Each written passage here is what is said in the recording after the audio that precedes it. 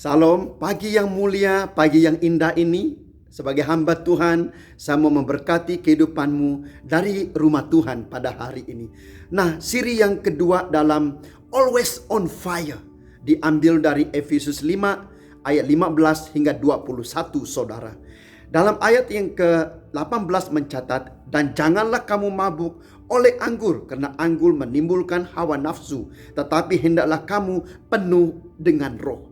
Roh yang menyala-nyala, yang sentiasa on fire, saudara. Kita dipenuhi oleh roh. Apa maksudnya di sini, saudara? Itu adalah tentang bagaimana kita mempersembahkan diri kita sesuai dengan Roma 12 yang kita pelajari sebelum ini, saudara. Kita dipenuhi dengan kebenaran Tuhan, dengan kasih Tuhan, dengan roh yang rajin di depan Tuhan. Nah, kepenuhan roh ini, saudara, kita tidak memberi kesempatan bagi hal-hal dunia ini yang diibaratkan pada hari ini, saudara, roh yang memabukkan, maksudnya yang menyesatkan, yang mengambil semua kapasiti kekuatan kita untuk diserahkan kepada kerajaan gelap. Tetapi apa yang terjadi, saudara, dalam ayat yang berikutnya, yang sebelumnya, saudara, kita belajar bahwa pergunakan waktu yang ada. Kita tidak mempersia-siakan masa kita, tapi kita menggunakan waktu ini, saudara, supaya Tuhan mengisi hidup kita, memenuhi hidup kita, melengkapi kita, mempertajamkan kita, mengasah apa yang kurang, dan menyempurnakan kita seperti bejana, saudara, daripada dalam keluar. Nah, roh ini bukan diberikan oleh dunia, bukan diberikan oleh daging kita, tapi daripada Roh Kudus yang sekarang ada di dalam hati hidup kita, saudara. Nah, bagaimana kita melakukan ini, saudara? Kembali ada 3 kunci pada hari ini. Untuk kita penuh dengan Roh Kudus. Untuk kita penuh dengan kuasa Tuhan, dengan otoriti Tuhan. Saudara, di mana engkau berada pada hari ini, yang membezakan kehidupan kita adalah kita dikuasai oleh Roh Kudus. Banyak tantangan yang negatif, banyak cabaran untuk membuat keputusan, apalagi keputusan bisnis perniagaanmu yang melibatkan jutaan ringgit. Keputusan-keputusan yang penting dalam hidup kita, yang menentukan hala tuju kita, masa depan kita, saudara. Itu sebabnya penuh dengan Roh Kudus, saudara, membawa Anda sentiasa on fire. On fire untuk apa? Melakukan tujuan kehendak Tuhan dengan sempurna. Yang pertama pada hari ini, rahasia yang kita pelajari daripada Efesus 5, saudara. Ayat yang ke-19, yang pertama. Dan berkata-katalah seorang kepada yang lain dalam mazmur, kidung puji-pujian, dan nyanyian rohani. Bernyanyi dan bersoraklah bagi Tuhan dengan segenap hati. Wow! Tuhan mengajak Anda dengan saya, saudara, memiliki satu hati. Sepenuh hati ini memuji dan memuliakan nama Tuhan. Dengan apa, saudara? Menyanyikan mazmur. Mazmur itu apa? Tentang kebaikan, kekudusan, kemuliaan, kemurahan Tuhan, penyertaan Tuhan di dalam kehidupan kita. Seperti Mazmur 23, saudara, kita menyanyikan kebaikan Tuhan. Tuhan melindungi kita, memberkati kehidupan kita. Dan Tuhan akan membawa, menggendong kehidupan kita seperti gembala, saudara. Kita percaya dengan iman hal ini. Kemudian kita menyanyikan kidung-kidung pujian. Kita bermazmur, kita menyanyikan perkataan-perkataan nubuatan di depan Tuhan. Kita bernubuat pada hari ini. Apa maksudnya, saudara? Melepaskan firman Tuhan, melepaskan kebenaran Tuhan. Itulah sebabnya kita harus sentiasa belajar firman Tuhan, membaca firman Tuhan sebagai gaya hidup. Kita deklarasikan firman Tuhan bagi anak kita, pelajaran kita, pekerjaan kita, office di mana engkau berada, community. Pada saat ini, apabila engkau memimpin satu mesyuarat dan engkau harus membuat satu keputusan yang besar untuk pejabatmu, untuk industrimu, untuk negerimu, mungkin untuk negara ini. Pada hari ini, saudara, bila engkau melakukannya, melepaskan kebenaran Tuhan, maka kebenaran itu akan memberikan hikmat, kebijaksanaan, wahyu bagimu, saudara. Membuat keputusan-keputusan yang luar biasa di depan Tuhan. Dan menyanyikan nyanyian rohani. Memuji, menyembah Tuhan, berbahasa roh.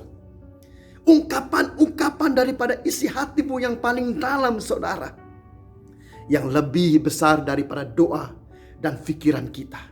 Itu yang kita lakukan saudara dengan spontan. Bila saya datang memandu pada pagi ini, wah saya berbahasa roh. Saya berbahasa roh, saya memuji nama Tuhan. Oh rian sarabasandala barabai. Oh, kau baik Tuhan. Saya terus menyembah nama Tuhan daripada hati saya yang paling dalam. Nah ini kunci yang pertama saudara. Kita membawa hidup ini segenap hati yang pertama di depan Tuhan. Penuh dengan Roh Kudus saudara. Segenap hati ini dipenuhi oleh kuasa Tuhan. Hadirat Tuhan.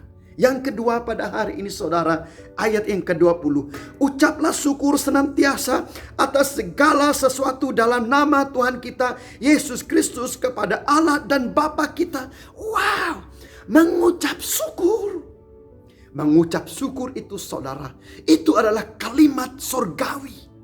Di surga kita bersyukur, maksudnya kita memuji dan memuliakan nama Tuhan. Apabila kita bersyukur saudara, kita membawa otoriti kuasa kerajaan Allah ada dalam kehidupan kita. Saya bersyukur hari ini Tuhan, karena saya masih bernafas, bersyukur atas keluarga yang ada, bersyukur atas bumbung rumah yang masih ada, kendaraan makanan yang masih ada, kekuatan yang masih ada. Saya masih boleh bernafas, saya masih boleh bekerja. Oh bersyukur Tuhan. Saya mulai bersyukur kepadamu, bersyukur atas kebaikan Tuhan. Bersyukur di mana tempat engkau yang paling rendah dalam hidupmu pada saat ini saudara. Engkau bersyukur di depan Tuhan. Engkau bersyukur di depan Tuhan. Saudaraku yang dikasihi oleh Tuhan, itu merupakan kekuatan Allah.